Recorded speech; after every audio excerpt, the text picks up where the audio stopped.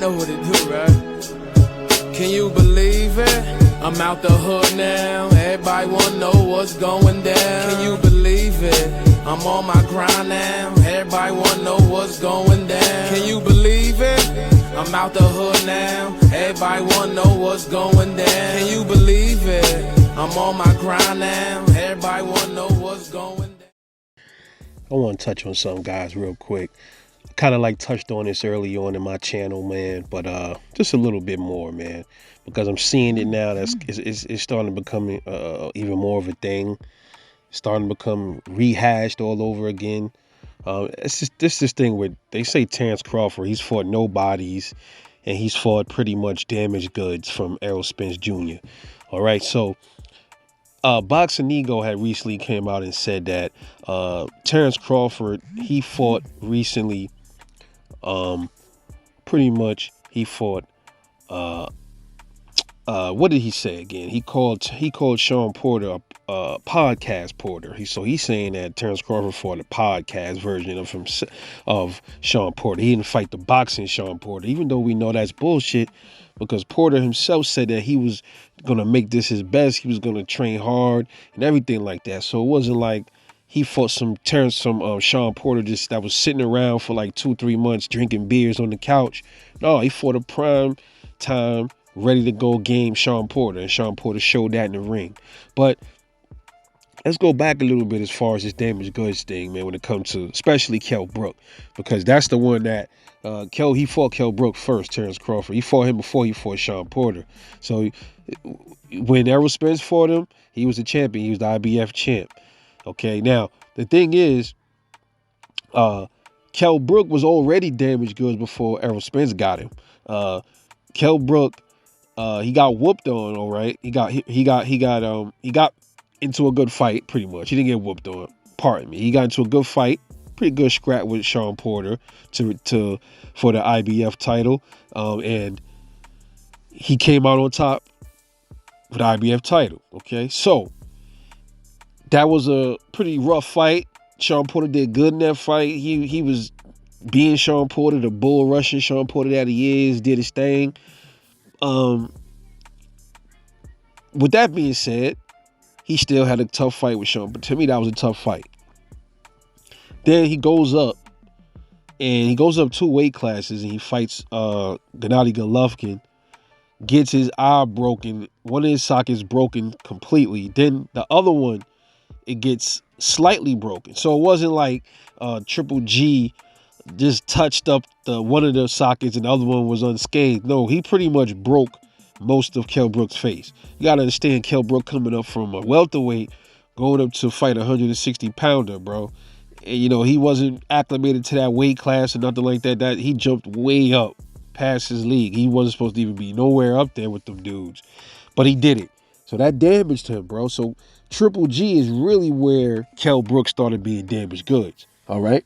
This was long before Terence Crawford even got a chance to fight Kell Brook. This was years before he even got to Terence Crawford. Okay. So then he gets to fight Errol Spence for the to try to defend his IBF title. Errol Spence ends up breaking that weakened eye that Triple G didn't fully break. He like messed it up a little bit. He didn't fracture it all the way like he did the other one. So all Errol Spence did was finish off what Triple G already did. That's all he did. As far as Sean Porter, he already had 2 losses before Errol got him. He done lost to Keith Thurman, and he lost to Kell Brook. So where does this whole damaged goods thing come from? So there wasn't damage when Errol Spence got him. I'm not even really talking about Sean Porter. This is mainly to Kell Brook, because that's the one people like to really say, oh, Bud for Kell Brook damaged goods. And he was already damaged before Errol got him. All Errol did was damage him up some more. That's it. All right. But where does this come from? Where does the narrative come from? Well, it comes from a lot of these channels that they want to try to discredit Terence Crawford's resume. They want to discredit him and belittle him to boost Errol Spence. That's all it's from. It's from trying to discredit the guy because Errol Spence ain't really accomplished much than Terence Crawford. So they got to try to latch on to something. and try to make Terence Crawford look like he ain't really done much. So that's why you always hear them keep saying, well, he ain't done nothing at welterweight. He ain't done nothing at welterweight. All they can say is he didn't do nothing at welterweight, but they barely can say that because Terence Crawford actually did accomplish something at welterweight. He knocked everybody out. I don't know how many welterweights currently have knocked out all their opponents in welterweight. Errol Spence hasn't even done that. You know what I'm gonna do? I'm gonna go back years. I'm gonna make a video on this. I'm gonna go back about 10 years, maybe 15 years, and I'm gonna see all the welterweights from that time till now. How many of them actually knocked out all their opponents while they was in the welterweight division? I want to see how many of them actually did it. Because I know Terence Crawford is one of them, but let's see if any others actually did it. But I can know for sure and say that Errol Spence wasn't one of them. All right. So they have to try to knock Terence Crawford down some way because that's the only thing they have to grasp on the Aerosexuals is Errol getting the most belts at welterweight. Even though he's been a career welterweight, never really made no noise, so to speak. He has fought at another division, but he's never really made no noise there. Okay. So they're upset, and a lot of it comes from the future Hall of Fameism, because Bud will be going to the Hall of Fame. Errol Spence is nowhere near that right now. Okay, so that's another thing.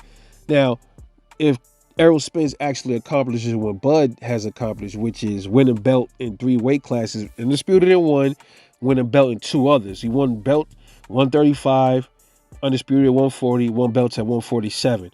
The equivalent to that for Errol Spence would be him winning belts at 147, because he's not going to be undisputed at 147. It's never going to happen. That's done. He blew that opportunity. At least that's what it looks like. He would have to win belts at 147, be undisputed either at 154 or 160, and either win straps at 160 and 154. That would be him having winning belts in 2 weight classes and being undisputed in 1. That would be the equivalent of him matching Terence Crawford's accolades. Simple as that. And I don't think that's ever going to happen. He's not being undisputed at no 160. I don't even think he's going to be undisputed at 154. Bud already did that. He's already been undisputed.